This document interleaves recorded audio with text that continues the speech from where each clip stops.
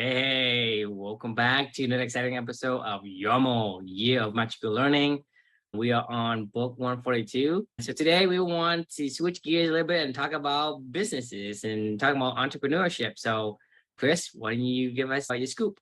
Yeah, so the book we're going to be talking about today is The Entrepreneurial Rollercoaster, Why Now is the Best Time to Join the Ride by the author Darren Hardy. And this book's about just Darren's experiences as an entrepreneur, and he compares it to a roller coaster, like, ups and downs, things like that. I mean, it's basically his journey of what he's learned as an entrepreneur, and he's helping share it with you. It was a good book. I enjoyed it. Darren is, if you don't know, Darren Hardy is somebody that I consider a mentor. He's somebody I watch his little morning Darren dailies every single day for the past 6 years of my life, kind of thing.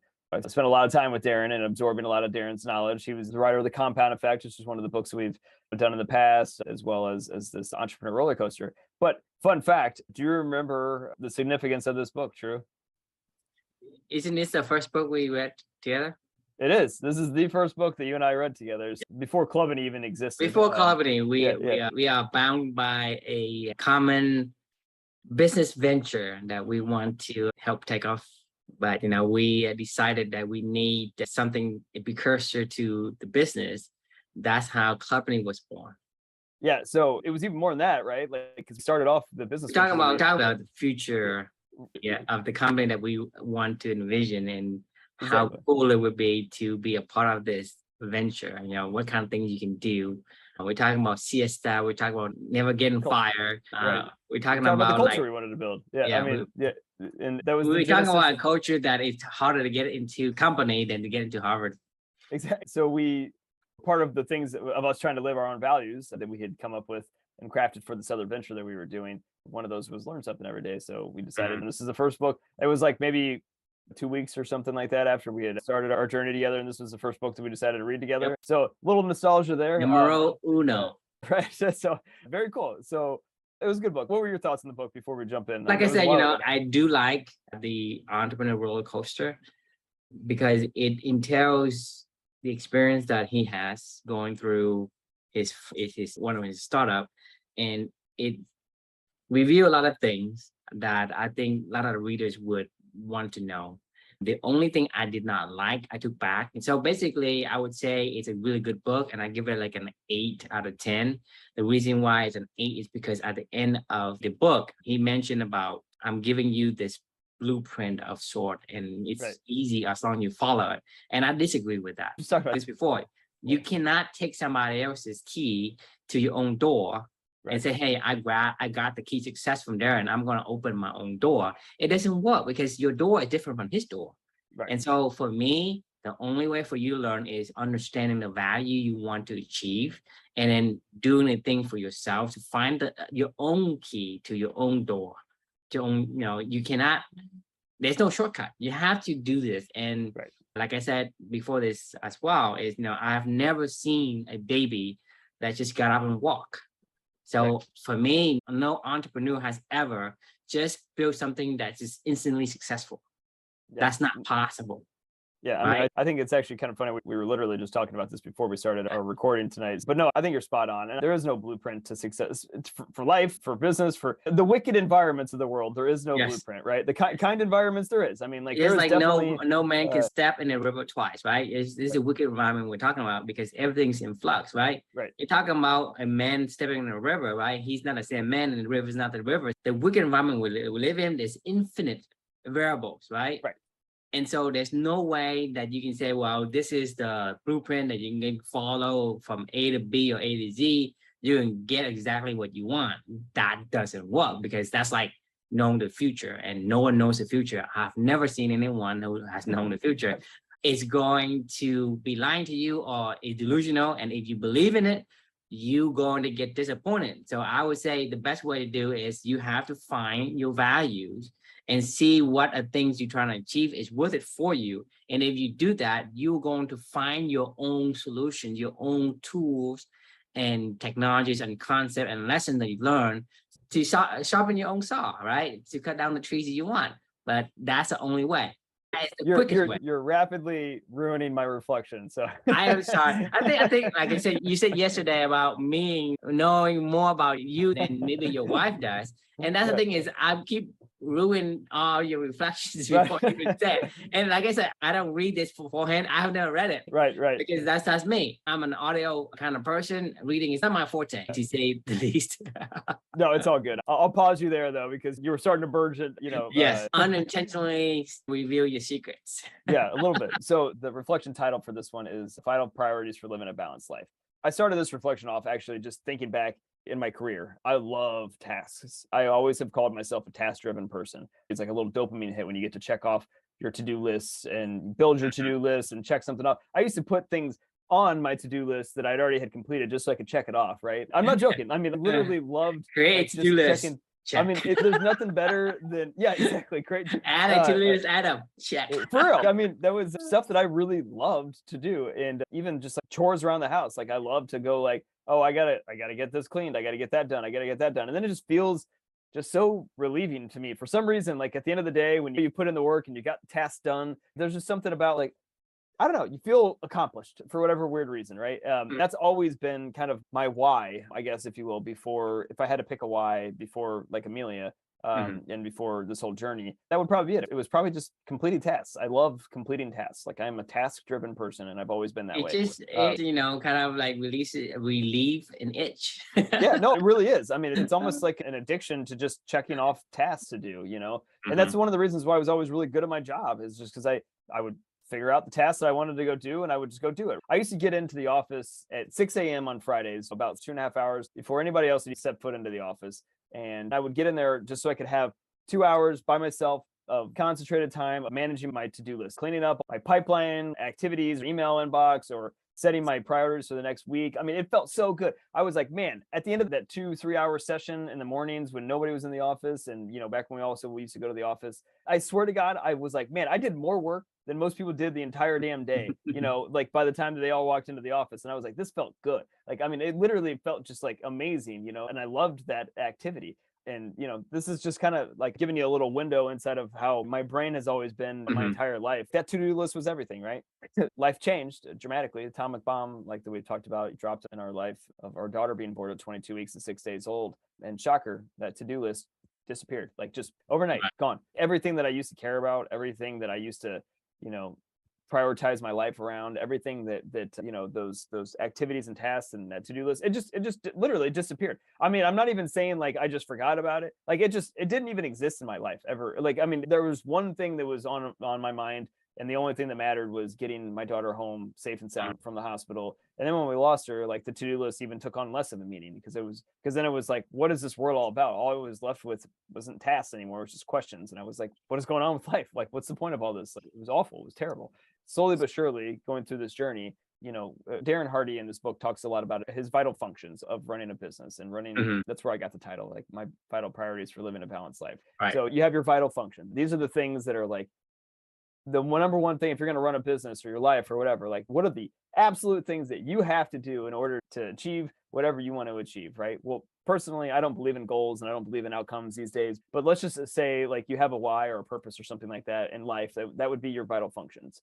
And then your vital priorities get aligned to that vital function, right? So if we're sticking with not business world, but applying this stuff to life, right? Your vital priorities are the way that you bring your purpose into reality, right? So at the end of the day, after my own searching and my own discovery, it turned out that none of that shit mattered that I used to care about. And what did I learn that did matter? And it was exactly what we were just talking about, which was understanding what your priorities are, or what your values are, and doing your best to try to live them every day. That has literally been the only goal. We talked about this in the past. Like that is my number one vital priority to live in a balanced life. Is every single day there's one item on my to-do list. It's do as many activities that relate to your values every single day that you can for the rest of your life. There's only one activity that's on my to-do list every single day. That is to get aligned and to be as balanced as I possibly can across all my values, and to try to progress toward my purpose. I don't know where we're going, but I know how I'll get there. And that's by performing these actions every single day. So these are my vital priorities for living a balanced life, which is bringing my values to life.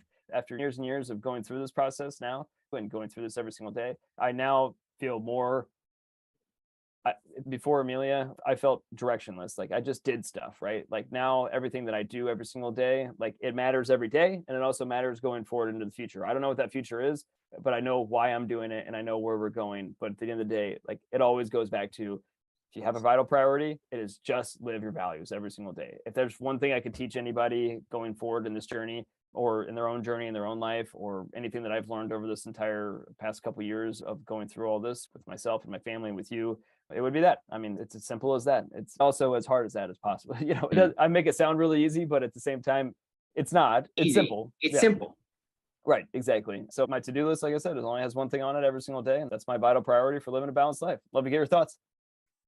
Yeah, so for me, it's like, I think like we have touched on this before. The word balance is kind of like bastardized so much that it's hard to kind of unanchor that word, right? For me, my take on life is meant to be enjoyed, right? And so I would say vital priorities for enjoying your life. Yeah. Right. I don't give a shit about balanced life.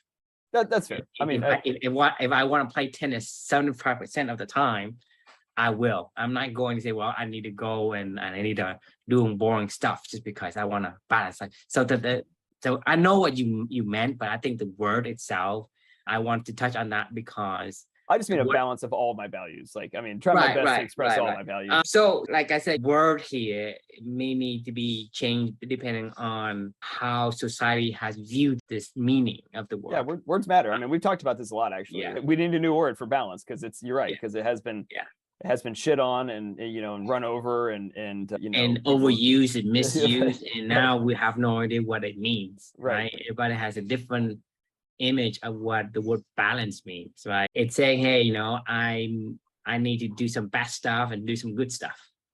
Right. Right. I'm curious. For me, it's like I want to maximize my enjoyment of life. And so when balance it's just the word that we use it has a different image for different people. It's hard to convey a concept using a word that misguide or misdrew the meaning. So I just want to throw that out there so people don't take the word as is. Right. Take the word from the context of what we're saying. The vital priorities for living a balanced life, or i.e. living the maximized enjoyment of life. I mean, enjoyment meaning, how do you enjoy your life? I enjoy a peaceful life. I enjoy things that's not like, oh, I have to go seek exhilarations. I have to go do drugs, or go beat up somebody like in the fight club or whatever, to have a sense of, hey, there's life. I have to go to the clubs or whatever. I don't seek that because that's not what I want, right? I seek a balance and serene, more of a boring life. If you, from the other side looking in, my life is boring. Right. Mm-hmm. And if you ask me, hey, True, has you traveled to different places or whatever? I say, no, I haven't, because I don't really yearn to travel. Right. It's not like I don't want to travel, but I want to travel with my wife. I want to travel with my family. I don't want to yearn for traveling when my wife and my kids are here. Right.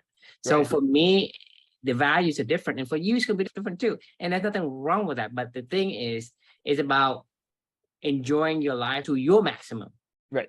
And if you think about at your final day on earth, you do tallies on all the hours, and you say, well, I've done, 5,682 hours on this, and I do 10,000, 55, 20 hours on that, right? Where is those? And you draw a pie chart out of the hours you have. What is the majority of your time spent doing? Or you spend doing the thing that you really hate, like, hey, I have to do this, I have to talk to this awful person that I don't like. Right. Right. Or I have to bite my tongue because I don't want to offend somebody, or I have to pretend to be somebody so that somebody else has accepted me, which I don't really like that person. You think about of all the hours you spent, look at your pie chart. What's the highest portion that you give that task, that time to? Is the thing that in that particular pie chart slice, is that what you wanted? So for me, I want that thing to be the thing I want. And so if that's the majority of my pie, then I would say, yeah, I think I have a pretty good life. Right. Good life according to me, not according to you, not according to because my life is good to me, your life good to you. But that's what I'm saying. And so vital priorities is for an optimal life for you. And similarly, I think, a lot of these lessons in business is taken from life itself. Oh, for sure. Well, Right. no, actually, it's not. I mean, Vital part for the entrepreneur, like, don't do the thing you hate. Don't go out and cut your own grass. Don't do your own housekeeping if you are the CEO of the company, right? You have a vital priority. What is your job? a vital function. Yeah. Right, your vital function. Let someone else do it. Let's say if you're not a technology guy, don't try to be a technology guy. If you're a sales guy, do the sales guy. You don't go do something else that you're not the vital function of vital roles for. Same thing in life. Because the thing is, I think life, that's where it starts, and then somebody saw that concept in life and took it to the business, and it works. For whatever reason, we have been distracted by the media and by the society and the common sense, right? We have lost the understanding of what does it mean to live a life. If you're a fisherman, why are you trying to be lumberjack? Like if you're a monkey, why are you trying to be like a sloth? Why, if you're a fish, why are you trying to be like a monkey? Right? It's the same thing. You have your own affinity, right? You have your own vital functions, purpose. It's a purpose, right? Don't do the other stuff that you don't want to do and don't like to do, because you can't expect a fish to climb a tree. You can't expect a monkey to swim as fast as a fish. I can tell you they can. I was at the zoo on Saturday, and they have this little area of macaques, and they play in the water. So I don't know if they can. How long swim, or is it standing in the water? I don't know. I mean, the pool is not it's not a really deep pool, but it's definitely a water area around where they play. Did you see breaststroke? I did not see them actively swimming. I saw them in the water, but I didn't see them actively. Butterfly, breaststroke. If you flew a drone over a beach, you wouldn't see most people doing any swimming. You just see a bunch of humans sitting in water, So, I mean, I have a feeling that monkeys can't swim, but my statement still stands, right? Monkeys still can't compete with a fish in swimming. Just because you haven't seen it doesn't mean it's not possible. Like I say, a kid can always get up and run without having to learn how to walk. I would like to be wrong on that, but I just don't. All right. Tell us the answer. Can a kid get up and run? No. Oops.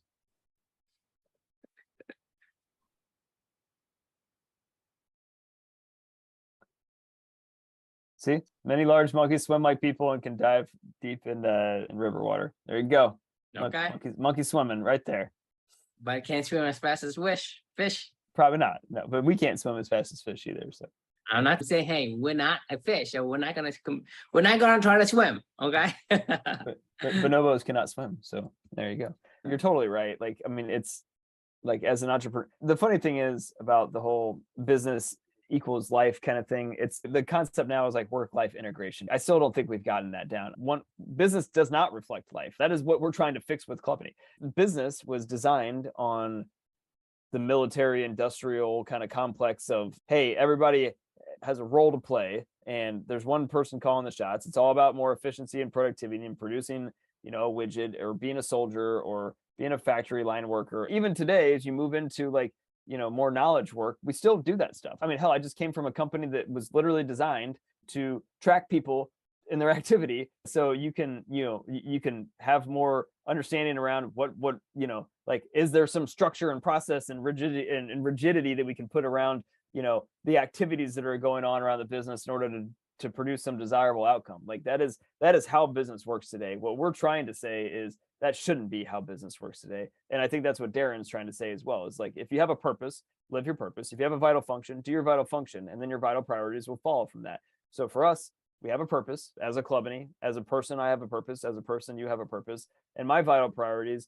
are unique to my values. And that is what I try to do every single day, is to live as many of those values as I possibly can, because that aligns to my purpose. That is what I need to do to fulfill my purpose, to perform actions that are aligned to my values. As a business owner, what you need to do to progress your business is to do the things that you are a superstar at and do activities that lead to that, right? Like that would be the similar kind of trajectory as to what we're trying to do and what we're not trying to do. It is all the same if you really think about it. But unfortunately, we've put this big divide between humans as factory employees and humans as human beings. And that's like the whole work-life balance out of everything. It doesn't work. Like it needs to all Right. be one You and know, all be work together. life. Right.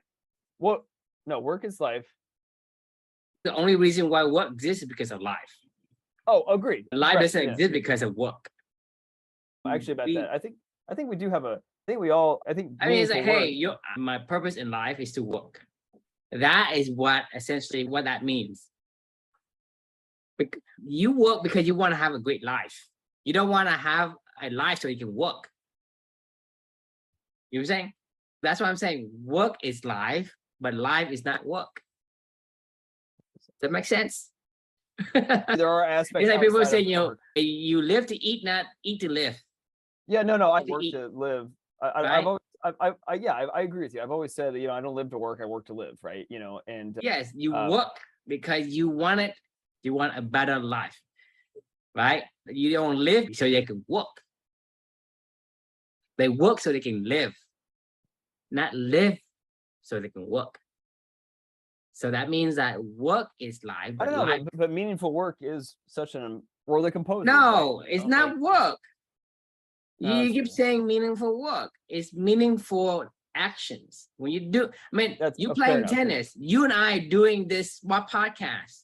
Right. This That's not work. you call this work. Right. It's yes. I go it's, fishing. Yeah. I get. You what you're call saying. that work. I Yeah, go, I hack computers. I did a program for Blake to scrape 20,000 addresses to an Excel sheet, right? I did that in one sitting. I did that through the night. Why Right. did I do it tonight? Okay, is it because I wanted to? Yes, not because I had to. Right. Because that was for me was a challenge for me that it's I haven't done before. I said, well, I don't know. Let me try it. I kind of knew a theory and I want to test it out. And I tested, I keep testing it until I get it done. So that is, you call that work, but It's it's fun. not work for me. It's meaningful effort, meaningful actions. There you go. It's really like that. causing the confusions because you're saying meaningful work. People have to work. I'm Right. not doing work. I'm playing tennis. People getting paid for playing tennis. If they like it, it is not. If they don't, it is. This is what I've been calling conscious living. It's living life on purpose, doing things that we're always going to do stuff, right? Like I think we can agree to that. No matter what, we're going to be doing stuff. So you can either do stuff. You cannot live without doing stuff. Live without doing stuff. If you live on this earth, you will do something. If you think that when you retire that you do nothing, you're gonna be wrong because you're gonna die. You can't not do it. We are. You're gonna have to do something. We are creators. Right? It's put an effort in something, and that something, whatever it is, if it is not what you want, then it's work. Yes. If it is what you want, then you call it play. You say, okay, I play football, I play tennis, I play basketball. I actually would say, no, I work basketball, I work football, I work tennis. Oh, hey, Chris, what are you doing today? Oh, I gotta go work my tennis. Right. Have you ever told yourself that? How about you told people, hey, True, I gotta go work my tennis tonight? No, you say I gotta go play tennis. I mean, we're using the word, but the thing is, you probably exert more energy at the tennis match than you did the whole entire day of making money. I agree. Actually, I wonder what they call plays. Oh, play means to act. So the word play means work to is act. an action. Play is an action. It's an effort. That's really interesting. I mean, they're both actions, obviously. It's an exert of energy to Right. produce emotions or an action, right? That action, how you see it, define the word you use for it. If you see it's something you have to, then it's called work. If you see it's something you get to, then and it's called play. But it's the same mechanism. I'm exerting energy to do something. Like you go, hey, I gotta go move these bags of sand and move these boxes in a warehouse, or you hitting a tennis ball. You're still exerting energy to force an action to happen. One you call work and one you call play. And one you're looking forward to and one you hate it. This is why values are so important. This is what I'm getting at with the whole vital priority. Values should be things that you naturally align to what you care about, right? And therefore they become more fun, play, whatever you want to call it, like the actions that you perform around your values are still going to be actions, but they're actions that you enjoy and they're actions that are energizing versus not energizing. That's the key to living a vital, balanced life. Same thing for do me. stuff If you that's put a energizing, monkey yeah. into water and you expect it to be excellent, then the monkey gonna have a miserable life. You take a fish out of water and you say, hey, you go climb a tree, it's gonna have a miserable life. If you Right. put it in the water, it's gonna enjoy life. I mean, if you can't understand that, then I don't know. I don't know what else I can do to help you. Well, because I mean, it goes back to what you said, like the word balance, the word work. A lot of these words need to be redefined. Like, because it's always be impeccable with your word. We say the words work, and what we mean is exactly what we've been talking about. You got to go do stuff that you don't want to go do. It's a do. It's an action, and whether you want to do the actions or don't want to do the action determines what category it goes into. I love writing, right? Like, and I call me a playwright, I guess, I don't know. I playwright, I don't write don't plays, work right. I play. So I love going, I get to go write, right? Like I really enjoy You get that. to do it, you play. Exactly. On Sundays though, I post these blog postings out. I schedule them to go out through my little social media scheduler thing. And and making these blog posts and then scheduling them to go out, like every single time I always say, like, I got so much work to do. It just drives me nuts. Literally just copying and pasting, putting stuff, bolding certain things. What's the difference between copying and pasting and writing? I think writing exerts more energy. They copy paste. It's funny because I could spend 2 hours writing and it feels like it's maybe 10 minutes. I spend 2 hours doing that on like a Sunday where I'm like, I literally just made like all the new recent blog posts, that I hadn't, for the past like 30 some days or whatever reflections. It felt like it took like 24 hours. Like it was about the same amount of time that I probably write in the morning. And it was just one day. It's not that big of a deal, but it is. Like I'm so drained. I was like, oh my God, but going back to this reflection, like back in the day, that would have been on my to-do list as a task. And I would have been like, oh, it's done. Like the relief of just having it off my to-do list was like everything for me. Right now, it's like, all I think about is like, how can I just pay somebody else to do this? You know what I mean? Like, I don't want to do this. Somebody else out there really loves to like, and to be fair, they don't even look good. Like, I mean, the picture, sure, I put a picture in like, whatever. I mean, they're okay looking. They're not proofread. Somebody out there is an artist that can make a blog post look so nice that they would be way better than what I could do. And I don't know why I'm wasting my time on it. So to your point, like that, this is, mentally you gotta learn, you got to apply your own lessons, your own reflection. Right. And so this is what we do in company is we take these reflections, these lessons we learn, we talk about it, understand more of it, and then we apply it. And the same thing is to do with, I do this and I have my own journey of figuring out the books that I like, just like the book Why We Sleep, the book about like caffeine, right? Bird by Bird, for example, these are the books that I take and apply because it makes my life a whole lot easier because you have probably 100,000, some people say million things to do. I do too, but I don't feel like it. I don't feel like it because I only see like 3 or 4. Right. The rest is just like, okay, I know there's something, but I'll take a look at it whenever I finish my first 4. I just don't look at it. I agree. And that's literally the first things first stuff. It all kind of rolls together, right? It's first things first. It's do the stuff that you care about the most. It's not that hard, but like it is really that hard because then you're like, it's simple, but it's hard. It's hard to do the easy thing, the simple thing.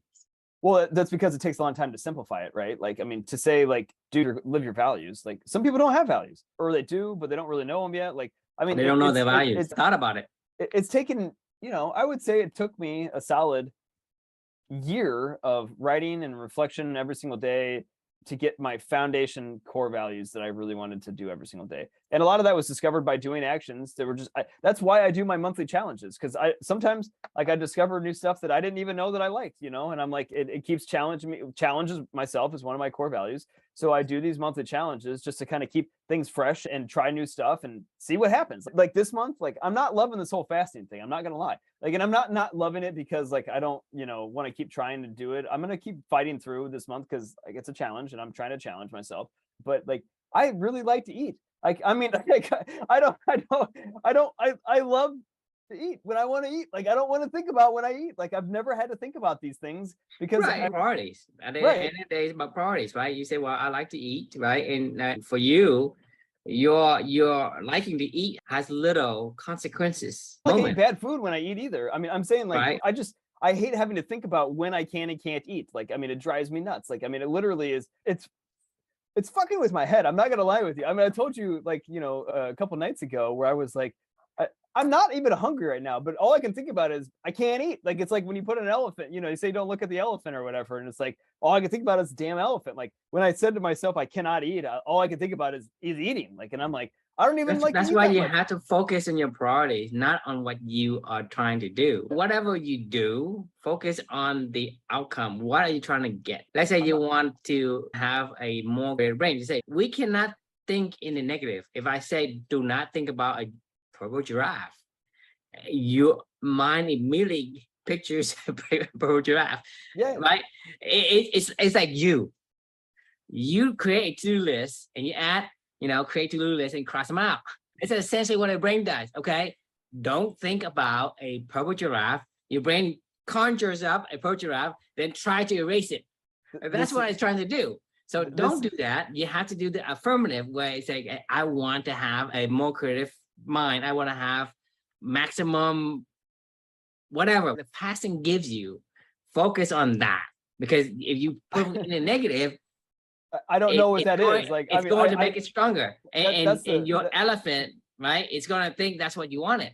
And it's gonna that's make it even more like they weight it heavier the next time around. The next time it's harder and harder and harder because you're gonna always say, well, I get into this habit, I'm about to go to sleep. And I'm thinking about it, regardless if I'm completely full, I still want a piece of chips, a piece of candy, a piece of whatever. It's right. just because you Something get into the habit, right? Because your elephant was trained the wrong way. Because the or elephant can't understand the negative. Say, hey, elephant, don't think about think about that. This purple giraffe. Don't think about it. It can't say it can't understand the second part. It only see the first part, no, right? you're dead on with this whole entire thing. I think the problem is I haven't made a connection in my own head about why I'm doing this because that's the fun part about these challenges for me. Is I don't really know. I didn't spend a lot of time planning this. I just acted like, and now I'm figuring out how to make this thing work or not work, right? And like Wim Hof, right?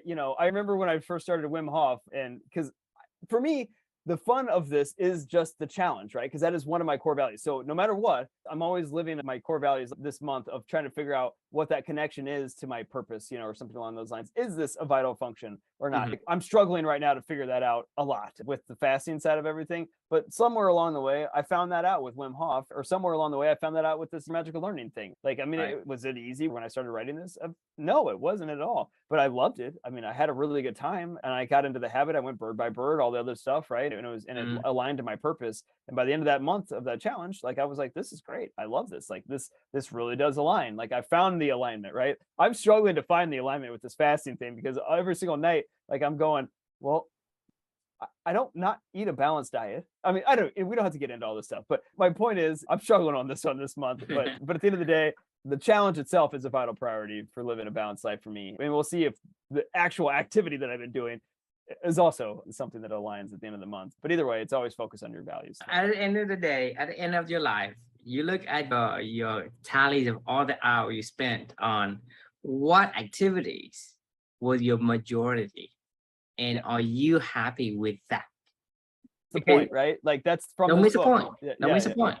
Right. That's from this book. It was, Darren's old mentor, His his coach, yeah, father, his his football father's coach. friend, his coach. Yeah. And he's on his deathbed and he pulls Darren aside and he's like, Darren, don't miss the point. And he's like, what are you talking about? And he's like, I chased the wrong stuff for my entire life. Like, chase the stuff that matters. Right. And that's exactly what we're talking about. That's your vital priority is chase the stuff that matters.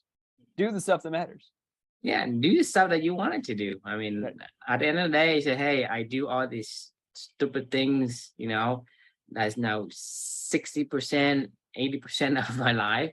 And I do like 0.05% of the things I wanted to do because I was saving it for when I retire. Well, I can't do them because, my body gives out.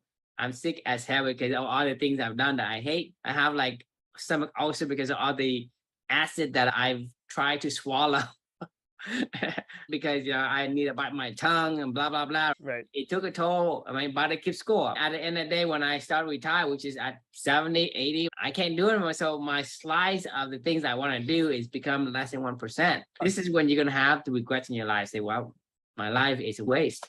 That sucks. And you don't want to get that at the end Exactly. of your life. At least I have like 30, 40, 50%, preferably like more than 50% of the pieces like the pie. That's really what you want. I have a peaceful life. I have a exhilarating life. I have an exciting life. I have a loving life, or whatever that defines you. Make sure that majority slide is the thing that it is you want it to be. And the only way for you to know that is you have to look at yourself and reflect and figure out what is your core values. Your core values being who you are, right? You say, hey, you look at that fish, you say, who are you? I'm a fish, right? What does the fish entail? Swimming fast, right? Living in the water, enjoying water, doing whatever. Fish is not about going to the Sahara Desert. Same thing with a cheetah or a tiger, whatever. They have its own. Yeah. Why are you avoiding your beaver? Because I think the beaver, it's special. It's no, I'm just saying, like you're like dancing all around the beaver, man. Just say it. A beaver must The dam. beaver must dam. Agreed. All right. Well, on that note, now that we got our beaver must dam in for the night, I think that's a good place to stop on. Great book. Enjoyed it and recommend it. Good stuff. The question we can leave for you guys is, what are the vital priorities that you focus on each day to ensure that you're making the most of your time? For us, that's our values, and those were hard fought and hard learned. And same thing's got to be with you. If you already have them, great. And you already gone through that good fight, then great. I'll save them for later. Right. Save those parties for later. Don't say, hey, when I'm gonna do this when I retire, I'm gonna write a book when I retire. I'm gonna, play more golf when I retire. Just play tennis, just like Chris does today, right? And then he plays like 3 or 4 times a week. Not that many, 2 to 3. 3 if I'm lucky, if my wife will let me, but 2, at least twice. Yeah. At least you're doing it. Right. I would love to play more. If I could do it every day, I would. That's the plan is for you to scale down on the thing you don't want to do. Exactly. But like, setting up a racquetball center, right? Yep. Oh, I'd love that. Yeah, I mean, right. That's my You dream. you get to play more tennis, more racquetball, because tennis and racquetball Pickleball. use the same court, right? Pickleball. Yeah. Sorry, not racquetball. Pickleball. Yeah. My bad. Yeah. See, I'm a beaver. I'm not this fish that you're talking about, right? I'm just a beaver. Yeah. I've been at least getting 1 day a week of pickleball in, which is great. So probably 2 days of tennis and 1 day of pickleball. Been pretty good. Yeah. So anyway, we'll leave you with that thought for the night. And thanks everybody for joining. And we will see you all tomorrow for our next exciting episode. Yep. Good night.